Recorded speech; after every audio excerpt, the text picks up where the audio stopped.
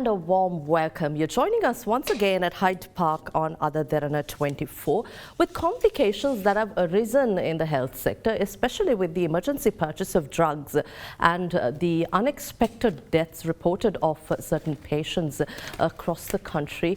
We've decided to talk about the mechanism to purchase drugs, the Indian credit line allowing Sri Lanka to go in for purchases of pharmaceutical drugs, and the overall scenario and the present status of the health sector. We've invited to our studios the Minister of Health Keheliya Rambukwella to discuss the current status of the health industry especially. A warm welcome to you. Thank you.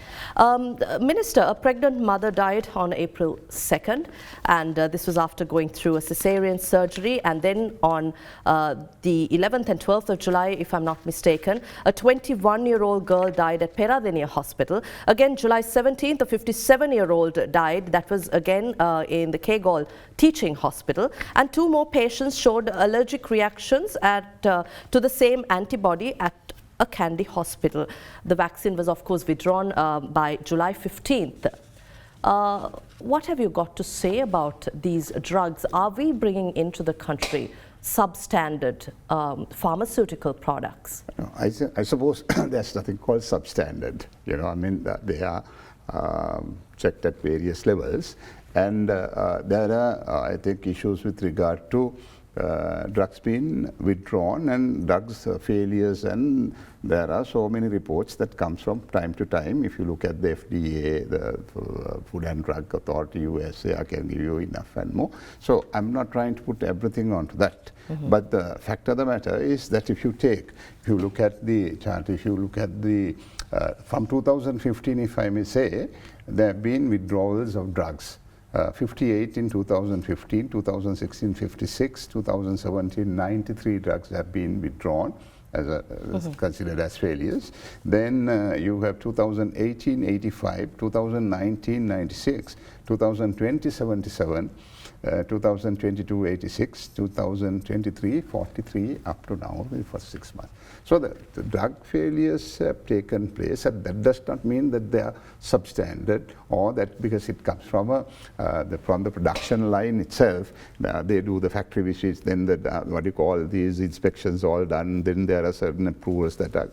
But here you had when you have an emergency situation in the country, then there are shortages due to, one is the manufacturing, then with the COVID-18, the COVID-19, we had these issues of transportation, shipping, air freight, all was disrupted. So that is something that affected the entire system all over the world, but in countries like us. Together with that, the economic meltdown took place. You know, so that is a double blow, right, to Sri Lanka. Right, and as you know, we had to declare Sri Lanka. We were compelled at one stage as a bankruptcy. We have not got out of it yet. We are just working on that. We are now sort of having discussions with all our donor agencies, our debtors, with all our debtors, then restructuring of our debts. All that is taking place at the. So at the same time, I think the finance ministry is managing with the greatest difficulties certain things. So we are part of that difficulty. The health sector is a very sensitive area. But having said that, if you look at the Peradeniya incident, I'll take by one, as you mentioned. Now, I'm not trying to justify. This can be interpreted as I'm trying to justify a death. You know, it is not so, because this particular drug has been used in teaching hospital. Peradeniya itself, we have issued 24,000 of this IV. 12,800 has been used up to about 3 weeks ago when this incident took place. We have 11,001. All around in the entire country we have used about 150,000 with the number of hospitals. I can give you the hospitals, number of hospitals. Now, the day that this incident took place, ward number 7, there were another 12 patients who were administered with the same thing. Same IV. So I do not know on what basis that this accusation of drug failure being taken into the What are the preliminary reports and investigations suggesting the cause of these deaths? Because this is an unprecedented level of risk posed on patients in the country. No, look at this way. Now, when you say that you have 12 patients who had been administered with the same IV and 1 to get affected, common sense is that it has to be investigated. But with the investigations, I don't want to interfere into that because I have appointed a top team as a standing committee to look into these things. They are, I think 2-3 days ago, they were in Peradeniya, so the report will come. But the basics of this whole thing, if I discuss, what they say is it reached what you call anaphylaxis, what they call it, that's a term that they use it, that is in simple terms, it's a severe allergic situation, right? And that could happen 1 out of 100,000. And that has happened all over the world. It does not mean that I'm trying to justify this. But if you look at the circumstances in which this had taken place, 12 patients have been administered in the same hospital, the same ward when you have. So it is not fair for anybody to come into conclusion until you have the scientific reports. But the preliminary reports say that she had undergone the severe allergic situation. And that is not the first time. It has happened over, I mean, from time to time, not in a large scale, maybe one out of 1 million, 1 out of 100,000. And unfortunately, it happened to be this young girl, right? So at the same time, in Kandy, there were 2 cases that was reported, again with this anaphylaxis or whatever you call it. Then they were brought into the ICU and they have recovered, right? Now this can happen. Then it Kegol incident, that was not a girl, I think that was a man of 56. 13 times they have administered the same vaccine. 13 times. It's a liver cirrhosis patient with liver cirrhosis. 14th time it had not answered or something else. So that is also being investigated at the moment. But what happens is, what I'm trying to say is that the accusation saying that the substandard medicines is being brought, completely I refute that, because what happens, we have brought in 2018 something like, this is registered from 2013, this particular medicine. So perhaps maybe at least maybe 2 million has been used in the country over the period of time. Right? So there have been certain reports of what do you call this, allergic reactions. But these happening in close proximity and also within a month and within the last couple of months. Yeah. This also causes concern and reason to question the government's mechanism of purchasing. Of course, the emergency purchasing of medicines have come about. But then, is this a question of India's ability to supply because of the requirement that we have at such close proximity? You see, I mean, we must be grateful to India in the first place, because when the economic meltdown or the economic situation rose to unprecedented, and then we had to declare a bankruptcy, we didn't have more than $300 million in our reserves. The 1.5 million that was given by China, it was that was just kept not to be used, just to steady the treasury. So that is where they came with $1 billion immediately on humanitarian grounds. In that, the food security, then the fertilizer, a few other things, we were given 200 million. Of course, we had certain conditions, because it has to be Indian medicine, because Indian pharmaceutical industry is at different level today. People are talking about home industry, which is about 15-20 years ago. Not anymore. Now it's if you look at the USA, Canada and UK, and around 50 to 60% of the drugs are coming from India because of the price competition and various other reasons. They are at a different level of manufacture, let that as it may be. But answering your question, now they extended their generosity with a $200 million for us to immediately import. We have already imported and using 304 Indian drugs in Sri Lanka. One had turned one of those medicines we had to withdraw, and there have been identified and scientifically proved quality failure in one out of the scientifically proven failure of a particular drug. That as you discussed, that's not this one. That's the what you call heavy market. But that batch was withdrawn. That batch was withdrawn. Now you have certain systems in the health sector where you don't check every and each well. Nowhere in the world you can do that. What they do is they check the production line, then they give the approval on the production line, then it comes to pre-shipment samples, then after that their samples they do in batches random checking. Right? When you do random checking, you can have some failure in one which not been tested because it is the practice right across the world. You don't test every tube or every valve or every, it's practically not possible. Right? It's the thousands and hundreds of thousands of packs that come in. So how do you, I don't know on what basis one come to the conclusion that the Indian medicines are substandard when we have used 303 medicines for the last 6 months or even more of that particular batch of emergency purchases or purchase from India. So it is very unfair for one to accuse the government of India, who have been generous enough to extend their maximum support during a crisis period. It is very unfair for anybody to do it because out of 303 or 304, one had failed, and that we have recognized that that batch has been withdrawn. But 300, imagine if that was not available here. Correct me if I'm wrong, Mr. Minister. Are we already purchasing 80% of our pharmaceutical requirements from India? India, Bangladesh. But the 80% we are purchasing from So could this complication arise as a result of Indian pharmaceutical suppliers being unable to cater to our demands right now with our emergency purchases? Meaning? Meaning the delays because they are not able to, so they... No, there is a procedure. Said Indian exporters are in touch with us. Now the Indian credit line is given for Indian products. It is a procedure where we make the list and send it to the Treasury. Treasury sends it to the Indian High Commission. Indian High Commission sends it to the Delhi office.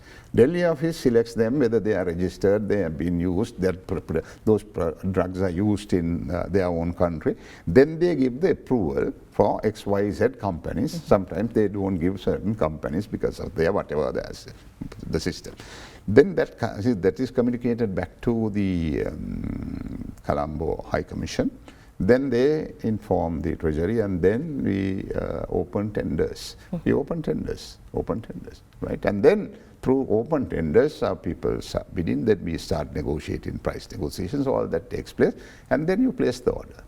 Then once the order is placed, then it is sent to India, and the payment is also done by the Bank of India, right? Credit Bank of India or whatever bank that is handling Indian credit line. Right? That is the procedure. So that procedure takes about 6 to 9 months.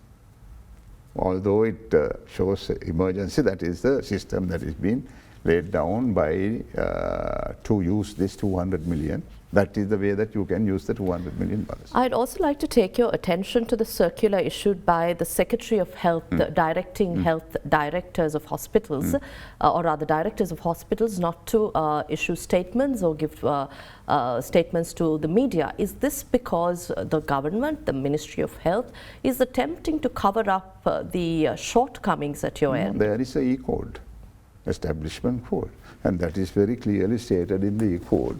As to how one could go to the media, because every person, you have 1.5 million people, public servants, they can make statements, and then some other statements, if the veracity of the statements and the authenticity of it, right, all that has been considered. So somebody must be held responsible if they make a statement. So for that there is a E-code, established code of the government administrative sector. So if you bypass that, then the secretary has all the right to write to them and say that your department head, you need to get permission from you. There is a system that is laid down. No? So you divert. But wasn't this system in place, Minister, so far? It is in place. But we've had health directors speak to us. That is with the permission. right? The permission and the content. Now, say for instance, I give you a classical example. One of the unions came out 3 days ago, a union fellow. He came and said the National Hospital and all the hospitals in the country, they have put off all the surgeries. Theatres are closed due to. Then I just saw that on the Facebook and I immediately called that the owner of that particular two media institutions, and they immediately corrected. I'm thankful to them. They immediately took steps to correct it. But then the other person was scot-free because he really shook the whole country. Right? Say that no theatres are able to function due to one of these drugs that are related to anesthesia is not available. And I immediately called the director. I was in Parliament when I heard this. I called the director of General Hospital, Colombo. He said nothing like that. Everything is available. Right? So this kind of thing can happen. And that can really put fear. And that can affect, and that could deteriorate the entire free health sector, because people might get scared to go. And that is, I think there is a planned move, because I feel that with what happened 1 year ago, now some people, the remnants of some of those guys are trying to use health as a very sensitive area to bring another agitation in the country. And if it is very clear with some of those union leaders, right, coming and saying, stating into the what do you call it, the national TV, right, and then the private sector TV stations, making statements saying this is not available and we are closing the theatres. Completely false. So how do you deal with that unless you have those regulations activated? You mentioned about the expert committee appointed to invest, to probe and provide a report. What's the progress made so far? Well, I don't talk to them because it's not fair, because DG has spoken to them when they said they can give an interim. Then they asked me, I said interim will be again another question. So don't give an interim, let's go ahead with it and then get us a report. So hopefully by the end of this week, we should have, or early next week, we should have the first couple of reports there. I know they have gone to the relevant hospitals. They've taken the top teams in the country that you can pick up. So that I'm so happy that they have taken this responsibility. And I should get it by maybe latest by next week. There are media reports that that 7 top hospitals in Colombo have an outstanding electricity bill of 160 million, and media reports suggest that their services will be interrupted today or tomorrow. What's the solution to this, Minister? No, that in fact I discussed with the Minister also, Subject Minister, and we're making arrangements with our Chief Accountant to discuss with their General Manager. I requested the Minister to have time available. We'll discuss with the Treasury also and make some arrangements to pay in installments, because that has been, it is a part of this entire economic crisis that we are facing. It is not, because when it comes to health, it is very sensitive. So always they select the most sensitive area, people who are politically interested in, making some agitation. So that's it, that is expected. So I'm not surprised with that kind of thing, but then we are making certain arrangements together with the electricity board. What is the status of the NMRA? There have been a lot of questions about this. The GMO is speaking of it, you as the health minister, and then the opposition talking about it. I'd like to start off there. Yeah, I think there are certain issues that we need to sort out there. There are certain concerns that I have pointed out, because one of the things for the high prices of some of the drugs is, I would attribute that to the certain activity that is taking place in the NMR. So therefore, the changes were necessary, and we have made the changes, and I'm sure that we will see some changes in the activities and fast tracking of registration, which is absolutely necessary. I have some files. I have I got a team to investigate into it, and there are certain files running from 2016 still not given approval. Thousands of files that are there. So selected files sometimes have been given approval over the others, which have been put in, say, like much after some of the fires that have been put. So there are certain concerns, and we are making certain arrangements. So obviously you have a kind of opposition to that, and I'm not surprised of the way that they are making all allegations. I think they are meeting some of the opposition political leaders, trying to to bring this to. So I'm prepared to answer these questions very, very. I'm not sort of shaken a little bit because this has been taken up in the Parliament. I'm prepared to answer all these questions. What of the no confidence motion? I'm waiting for it. I'm waiting for it, yeah. Not only me, the whole, most of the members, in fact, have spoken to me, and they say that, at this time they have selected something that is very sensitive, thinking that they will have opportunity. So let's have a debate, I believe, and then we'll expose the exact position to the whole country. As Health Minister, do you believe you've taken necessary measures to curtail this situation and also overseen this situation in a fair manner?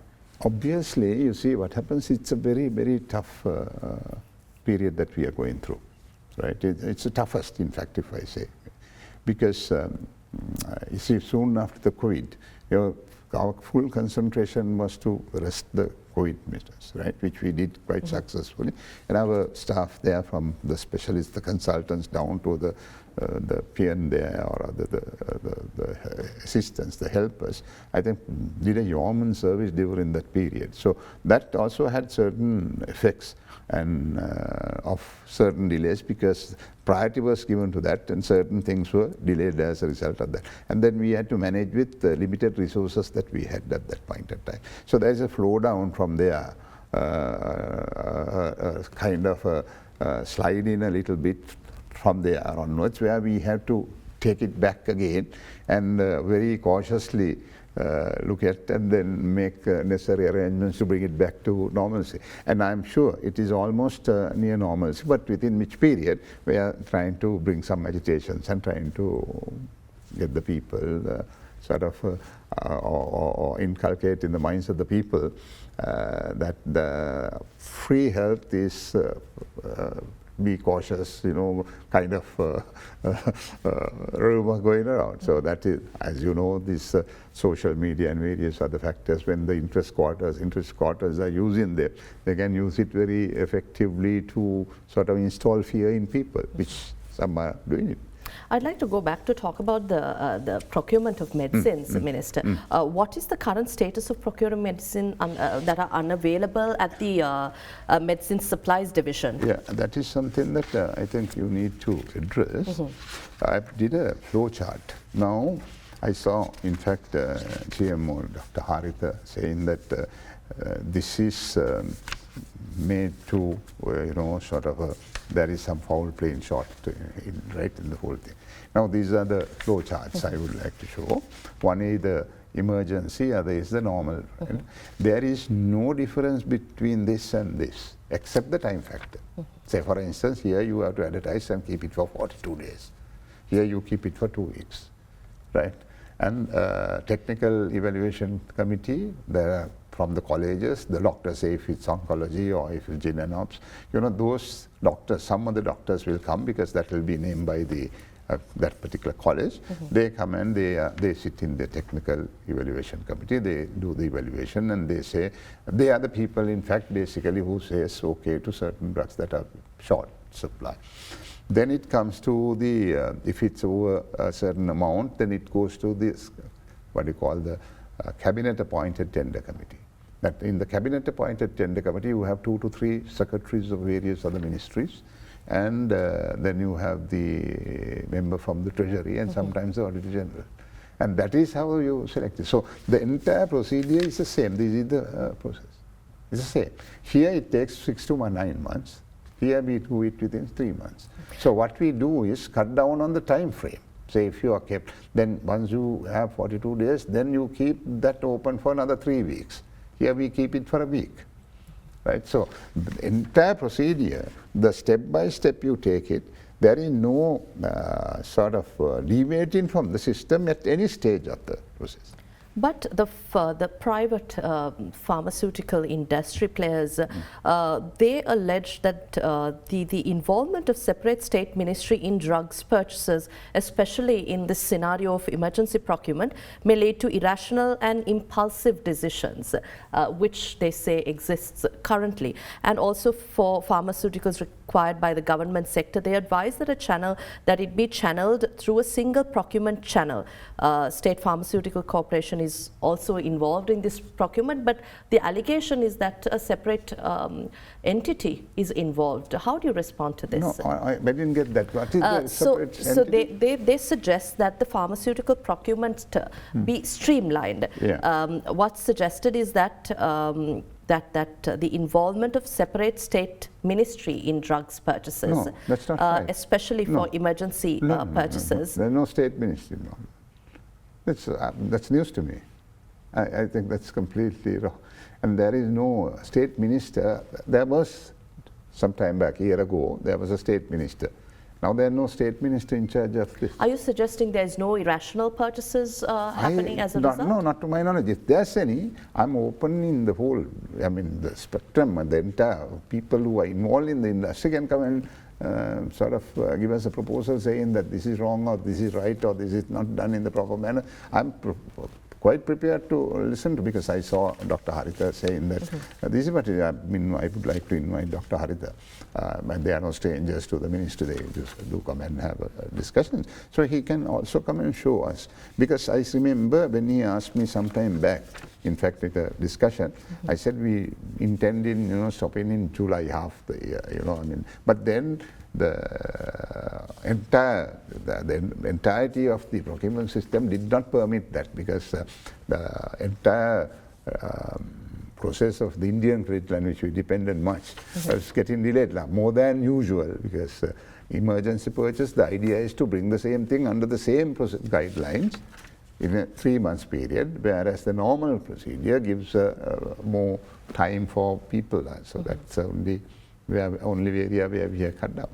SPC got the approval to use only $96.3 million of the 200 million Indian credit line portion that's allocated for pharmaceutical purchases. How much of this is allocated to the private sector, Minister? I think I can't remember, but out of the 200, I think about 54 was allocated to the private sector, if I'm right. Then there was a balance of about 25-30 which we wanted to offer the private sector, but there were no takers in the private sector because of those delays. So then we had to go and give that back to the SPC too, because when we gave it to the private sector didn't want to take it at that point. What was there? No, they said there's undue delays in the whole thing. And also there is talk of inviting international investors to invest in the pharmaceutical industry in Sri Lanka. What is your take on this? No, it is there. We have created 2 zones. We have 15 blocks already, 12 has been taken in Noamadua. Then Horan also we have, then big area there is a big factory coming up. So that is we encourage any investor to come here and invest in the pharmaceutical industry. That is our target, in fact. Have there been any requests or interests and proposals submitted so far? Oh yes, quite a many. We are proceeding them with some of them, we are processing with some of them, and then we have put it on to the cabinet, and there's some cabinet approvals, and it's moving very fast. Do you have a timeline that you can share with us? Well, the timeline is dependent on this, what do you call, the factory or other entrepreneurs who are investing. And I have just now gave a time extended because sometimes due to various factors like shipping and bringing in certain things, there are undue delays. So there is nothing but fair to give a reasonable time frame, because what happened within the country also not the usual things. No, there are unusual things that happened within the last 2-3 years. So therefore there are reasonably acceptable delays, right? So for that which we have extended some period. So very likely I would say our target is by 2026 to bring the production. When we started, it was about 11% when I became. Now it's around 14, 15, 16% of the local product. In fact, it is more. We had about 120. Now we have 300 products locally produced by the SPMC. And hopefully, we are targeting fairly ambitious, about 40% to be within the next 2 years. Right. I think it's time we take a short break here at Hyde Park. We'll return with more. We're in conversation with the Minister of Health, Keheliya Rambukwella, on the recent controversies surrounding the purchase of pharmaceutical drugs as well as the health industry as a whole. We'll be back after the short break. To stay with us.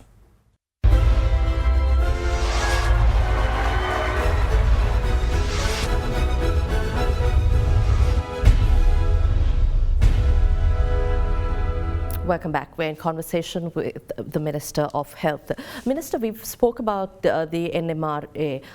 President recently mentioned that the NMRA Act will be amended. What are the current flaws identified in this? Quite a few areas. In fact, I sent a cabinet paper yesterday to ask permission from the cabinet to amend certain clauses, which in fact there are certain clauses that also causing these undue delays.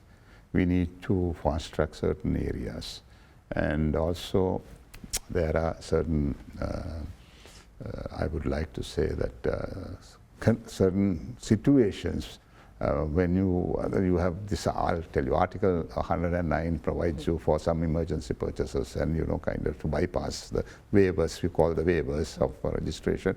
Now that we have said that there are about 6 or 7 that are registered by the WHO, like the FDA, like the Food and Drug Authority, US. So we said that some of the drugs that are registered by the FDA, that to be taken as a waiver here, rather than going for 1 year or 2 years another registration.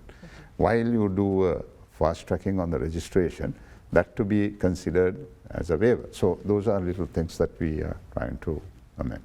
So that means it's generally given to, is that right, to about 4 companies instead of while there is competition? No, what happens is I believe that there must be competition in this whole system, and by whatever the reasons, which I didn't want to go back again, but only to correct the situation, is that what I am looking at as of now. If you have 4 people, only 1 person is given the registration for whatever the reason, and the others are perhaps delayed for 2 years. One is given within 6 months. Maybe the dossiers papers are not there, whatever. But that creates a monopoly in the business. And that makes sort of a perhaps payments that which you have to make, because when you have only 1 registered, the procurement system says you have to get it from only from a registered person. They can, they can hold you to whatever the conditions that they feel is right. The GMOA also highlighted that there is a risk of suspension of surgeries at government hospitals, especially for kidney transplants. No, that was yesterday. In fact, I have sorted it out immediately, because in Maradana, the main kidney transplant thing, one of the products were short supply. We were able to, MSD, that is the stores did not have a stock, but then we had the stocks in the periphery, so we shifted some of them from one place to another, and now it's going back to normal, and then within these 3-4 days we will have the sufficient stocks for the entire country. I'd like to also ask you what happened to the pharmaceutical zones in Millava, Horana, with the initial investment of some 8 billion rupees back in 2021. What's the status of that? What really happened? That's been, I think they are proceeding with it. Of course, there was a, as I've told you, due to the economic situations, it got a slow phase. But things are moving now.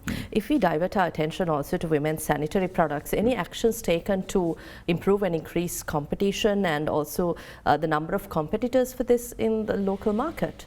Yeah, we had a couple of discussions with regard to that, but I think there are certain things that they have come up with, and then we are trying to assist them to have the local manufacturing plants more, and then certain concessions that, of course, we need to discuss with the Finance Ministry, but some tax concessions and few things like that, so that it can be given at affordable prices. That is a bare necessity we considered as something that has to be looked into seriously, which we have considered. As a seasoned minister, I'd like to ask you about the health industry as a whole. We've seen these complications and controversies surrounding the health industry over the years, but how could you really shake this up to ensure that our free health system and also proper health services provided to the general public going forward, whether it's the amendment of the NMRA Act or to bring in more investments, what really needs to be done and what are the challenges currently? Well, it's a huge challenge. It's just not one-off. You know, one is the financial crisis, but they say some other union people said there's no financial crisis, the treasury is giving enough and more money and that kind of thing. So we'll have to remember that there was a devaluation of the rupee. I mean, at that time that I can remember, or rather 2015 when we started the previous government, the dollar was 131.15 cents. So today it is 200, 330, 40, 50, it went up to 70, now okay, not 20 or 30. So which means there itself on the CIF, because we import 90% of the products or the pharmaceutical products, and the 10% that we produce also, we have about 30% of raw material that we import. So it is obviously that the prices have gone up, and that affects the free health, obviously. So we still have these running issues of problems of finance, procurement, transportation, storage. All that is it is a combined kind of issues that affected the industry. But gradually, I think we are getting into the right area, and we are making arrangements to get back to the normal track. But having said that, I must say, things like this false propaganda kind of plan moves to destroy the free health is serious hindrance to that process. So that's why we are appealing to the public and to the some of the opposition groups not to use health as a political weapon. You know, that's political weapon or political inspirations. They can use it elsewhere, but not to use it in the health sector. Right? As I've told you now, say when this young girl passed on, died in the Peradeniya hospital, you know, that gave all sort of fear vibes to all over, saying that you know, this is a vaccine that is circular, when we have used 160,000 within that year already, and already 12,000 has been used in the same hospital for the last 6 months. So this has to be analyzed in that manner. We'd like to also talk to you a little about the political scenario, especially with the all-party conference yesterday. You were there. The 13th Amendment came under discussion. Is there a practicality in implementing this at this stage? Well, there was an initiative now taken again, re-initiative I would say, that by Honourable President, because this is something that has been going on in Geneva every year or every other year, you know, to go there, so you say something. So his view was to that, whether we could look at it, you know, in a practical manner in which but it seems that it is not so, because I think within the groups themselves, they have not come to a consensus, you know, within the, in fact, the Tamil groups alone. You find different views being expressed and different ideas being expressed, and, you know, different claims are being made, different demands are being made, and certain things, you know, that are completely blankly, you know, blindly turned down and kind of thing. So it is another process, I believe, you know. I mean, I don't know, because now every single president in this country from the presidency came in, I think been trying to find a permanent solution, but we have been not able to do so. Some people are of the thinking that there's nothing that you can do about it. I mean, nothing else that you should do. And the whole 13th Amendment is given. It has sort of basically pushed through the throats of the rulers then. So therefore, that you are saddled with something that the country doesn't need, right? That's one thought. then the other group feels that there must be more devolution, meaningful devolution, not only on the constitution but practically on the ground that it should realize. So this is something very complex and complicated. What is the stance of the SLPP? I don't think they have come out with SLPP as far as I am a member of the SLPP. So our stance was that let us discuss and see how best we can sort it out, because it has been discussed over and over again. I think it is too stale now. So therefore, I think either you have to say this is our stand and then nothing more than that, and then finish it off at one stage or the other and say this is all and thus far and not anymore, right? Instead of saying space for you to discuss and come back again. Of course, I won't say that once you do a constitution, it is like a,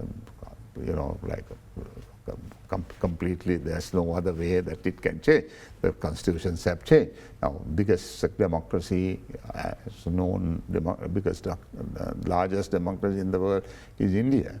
Right? India has amended the constitution nearly 450 times already. Right? We have amended, I think, maybe 22 or 21 times. But for individual requirements. Right. But is there political will, Minister, in Parliament to bring about a genuine solution? The political will also depends on the party politics, though. And then also, unfortunately, in our system, the political will varies, or that means bent or dented according to the political requirements and perhaps the holding power, right? It is not a, I don't think there is any genuine participation with some of the people. They are looking only at their political gains. If I bring this out and if this can be embedded in the constitution, then what happens? Then we feel that, I'm comfortable and my next elections I might be able to get little more votes on the basis of the constitutional change that has been done, not in the larger interest of the whole country. And it is going on. So it's a sad situation. But you've been with this government led by President Ranil Wickremesinghe since last year. As a cabinet minister, what have you got to say about the governance aspect? Well, I think I would always stand with him right as of now, because he was elected by us, right? And I think there is just some justice, certain areas where there are certain concerns. But by and large, if you look at it, what it was a year ago and now, there is a glimpse of hope now. We were hopeless then. We had no tomorrow. But we are looking tomorrow, day after for now. They might say it's very short-lived or whatever, the opposition or the people who are not in favor of present executive. But if you look at it, as of now, there is anticipation that we might be able to, we may turn it around. Some say, no, it's doom and, it's just a... So that is yet to be seen. But right now, we see something happening, people are getting on with their businesses, tourism has improved, monies are coming. When people went flat out to say don't send remittances, right, and it came to less than 150, today we have reached almost 600, this is the right amount, right? So things have changed effectively for a better tomorrow. But having said that, the conditions that prevailed a year ago of having to declare a bankruptcy, those things also loom in together with it, right? So while you see quite a positive picture, there's also certain negatives that are following. So you need to, it's not a walk on a bed of roses. It's definitely a difficult task. But the efforts that we have made have shown some positive results as of now. While there are questions of the legitimacy of the current presidency and about his mandate, is there talk or discussion among the SLPP of your candidate for the next presidency? Well, I suppose we are constitutional. Selecting of the president normally it is elected. In the event the elected president had to face a situation like that, there is ample and very clear provisions in the constitution how you could elect or select within the parliament a president. Now that is the procedure that we adopted. There's nothing wrong with that. If there was anything wrong, they would have gone to Supreme Court, I'm sure. There's nothing wrong with it. But we also have to mention that it is the SLPP that decided to support him and to get him there. That stands as it is. But when you ask me the question of next presidency, that to be yet to be seen. 1 week is a long time in politics, right? So it is something, as of now, if you look at it, he is going through the right direction, one could say, because you see inflation rate was unbelievably around 80, 90. Today they have been brought to almost a single digit. Bank interest soaring up to about 30% plus. It's been brought out to some reasonable, acceptable amount. They're trying to bring it further down. So indicators and the main positive areas has been addressed. But it seems that the SLPP is looking at bringing now President Ranil Wickremesinghe forward as a candidate. Is that a possibility? Sorry? Now President Ranil Wickremesinghe, there seems to be consensus among the SLPP to bring him forward as a candidate. Is that a possibility in your view? That's in discussion. That is, I don't think that's out of the question, if I put it that way. That is in question, that is being discussed, and to my knowledge, quite a number is in favor of it, right? So it all depends as you go on.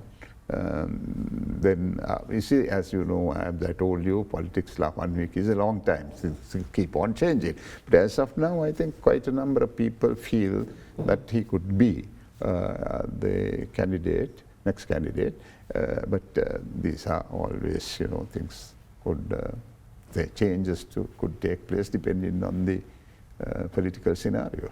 Right. I'd like to go back to the pharmaceutical industry as well. Minister, you mentioned about the forex crisis and the pricing of drugs now. Are there any attempts or concern or rather attempts by the government to bring down this pricing further, especially with the dollar and the rupee rate and the rupee strengthening? That we have already done. As you see, you would have noted, you would have noticed that we have gazetted 60 items, which amounts to about another 300-400. When you say 50 items by the name, each one has about 3, 4, 5 different brands. So basically, we have brought it down by about 16%. We might even further look at it because that is depending on the appreciation or the depreciation of the forex. So as far as right now, we are not that uncomfortable. So we are at it.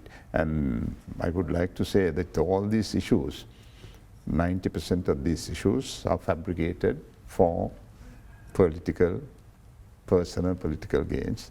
And these things can be put in open forum, discuss, and see if we have gone wrong anywhere, that we are prepared to accept it and correct them at any given time. We have just a minute, but as Health Minister and with a no confidence motion looming, will you take action to ensure that justice is done to the people of this country? That is my primary and foremost and the primary. I mean, that's why I'm here, right? And that is my primary move, to make sure and ensure that the flow of drugs are there, an uninterrupted supply chain to be held. And that is where they're trying to block it, you know, they're saying that, you know, emergency and this thing. That's what I said. There is anything that is lacking in the this thing. Only thing that we have shortened is the time frame, nothing else. Okay, they can see them. I mean, I have done a flow chart, so anybody can see the flow chart. If there's anything that we have bypassed, right, then they can say, okay, you have bypassed the technical evaluation, you have bypassed the registration, you have bypassed that, this. Then we will say, okay, we will say, oh, very sorry. We'll be humble enough to say, very sorry, we have made a mistake. But when we have not, as of now, What we have to say is that we are doing the right thing. If anybody can point out, okay, this is wrong, at this point it is wrong. The pricing, I saw some people were complaining, everything is on tender. That is a privacy, that is on the procurement procedure is being practiced. So in the tenders, if there's only one person who's registered and he's quoting a high price, and if the medicine is needed urgently, then we have no choice. We have not deviated from the system. We are sticking to the procurement system, but that system sometimes makes things look like, you know, there is something wrong or kind of thing. So you need to change certain things.